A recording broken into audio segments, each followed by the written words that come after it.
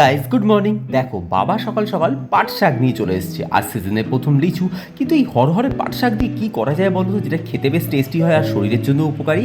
তো প্রথমে কি করলাম, একটা অভিনব রেসিপি বানানোর জন্য একটু মুসুর ডালের মধ্যে কাঁচা লঙ্কার হলুদ দিয়ে প্রেসারে দুটো সিটি মেরে নিলাম। অন্যদিকে পাট শাকটাকেও সেদ্ধ করে নিলাম। তোমরা চাইলে পাট শাকটাকে কড়াইতেও সেদ্ধ করতে পারো, বাট আমি প্রেসারে করলাম।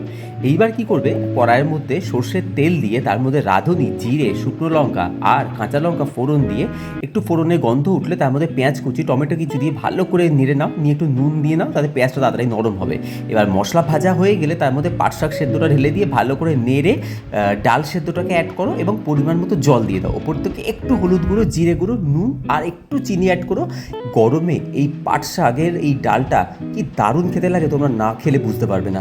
আর এই পাট শাকটা কিন্তু অনেক উপকারীও। তাহলে তোমরা আজকে বানিয়ে খাও এবং আমাকে কমেন্ট করে জানিও, আর চ্যানেলটাকে সাবস্ক্রাইব করে দিতে ভুলো না। টাটা।